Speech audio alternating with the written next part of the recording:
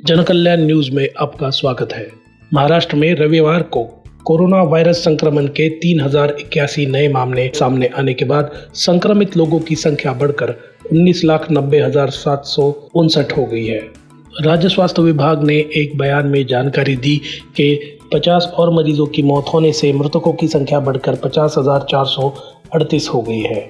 विभाग ने बताया कि रविवार को कुल 2,342 और लोगों को स्वस्थ होने के बाद अस्पतालों से छुट्टी दी गई है, जिसमें स्वस्थ हो चुके लोगों की संख्या बढ़कर अब हो गई है 18,86,469। महाराष्ट्र में अभी भी 52,653 मरीजों का अभी भी इलाज चल रहा है। मुंबई शहर में कोरोना वायरस संक्रमण के 531 नए मामले सामने आए हैं। यहाँ इस महामारी के मामलों की संख्या 3,02,757 हो गई है। इसके साथ ही मुंबई में 7 और लोगों की मौत होने से मुंबई में मृतकों की संख्या 11,244 हो गई है। कोरोना टीकाकरण। महाराष्ट्र में पहले दिन लक्ष्य के 64% लोगों ने ही टीका लगवाया। संख्या बढ़ाने के लिए और उपाय चल रहे हैं।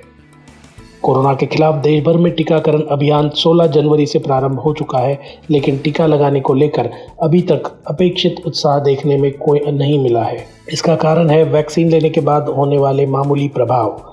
टीके को लेकर लोगों में जागरूकता की कमी होना माना जा रहा है। महाराष्ट्र में शनिवार को टारगेट के 64% स्वास्थ्य कर्मियों ने टीका लगा लिया। 2 दिन वैक्सीन ड्राइव होल्ड पर रखा गया। पहले कहा गया कि वो कोविन ऐप में तकनीकी दिक्कत के कारण ऐसा हुआ है, लेकिन फिर जानकारी मिली कि सरकार ने हफ्ते में 4 दिन टीकाकरण के लिए कहा गया है। अब राज्य में इस हफ्ते मंगलवार से शुक्रवार लोगों को टीका दिया जाएगा। सरकारी आंकड़े बताते हैं कि महाराष्ट्र में शनिवार को टीके के बाद चक्कर, बेहोशी, बेचैनी और सरदर्द जैसी कुछ हल्की दिक्कतों के करीब 22 मामले रिपोर्ट हुए। व्हाट्सएप की नई प्राइवेसी पॉलिसी के खिलाफ सुप्रीम कोर्ट में याचिका। व्हाट्सएप की नई प्राइवेट पॉलिसी को लेकर उठे विवाद के बाद दिल्ली हाई कोर्ट ने कहा है कि सोशल मीडिया कंपनी की निजता नीति को स्वीकार करना यूजर की इच्छा पर निर्भर है। अगर कोई इसकी शर्तों और नियमों से सहमत नहीं है तो इसका इस्तेमाल बंद करने का विकल्प चुन सकते हैं। पेशे से वकील एक याचिकाकर्ता ने व्हाट्सएप की नई प्राइवेसी पॉलिसी को चुनौती दी थी, जो फरवरी में लागू होने वाली थी। हालांकि अब इसे मई तक के लिए टाल दिया गया है। जस्टिस संजीव सचदेव ने कहा, यह एक निजी ऐप है, इसे स्वीकार करना या नहीं करना स्वैच्छिक है। आप सहमत नहीं है तो किसी और ऐप का इस्तेमाल करिए। हाईकोर्ट ने कहा कि यदि मोबाइल ऐप की शर्तें एवं नियम पढ़े जाए तो अधिकतर ऐप के बारे में यह जानकर हैरानी होगी कि आप किन बातों पर सहमति जता रहे हैं। कोर्ट ने कहा कि गूगल मैप्स भी आपके सारे डेटा को एकत्र करता है।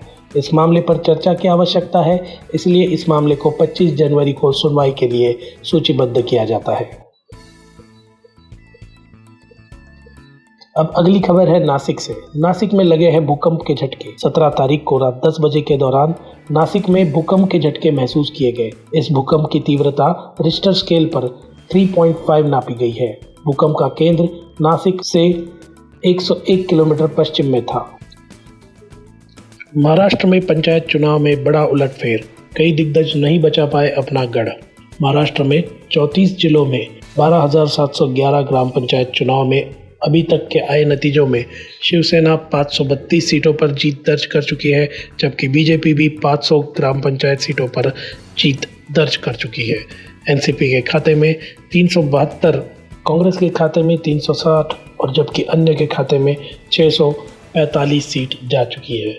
इस बार के पंचायत चुनाव में कई बड़े उलटफेर देखने को मिल रहे हैं। कई दिग्गजों को अपने दुर्ग में ही हार का मुंह देखना पड़ा है।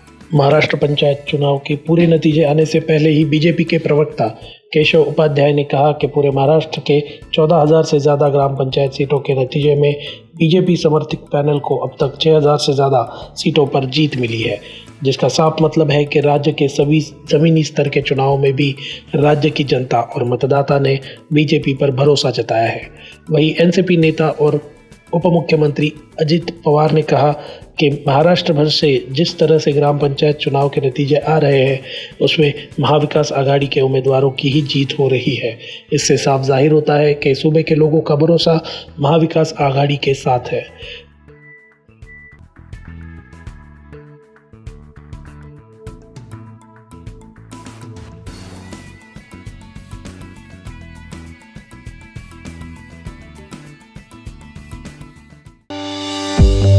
है।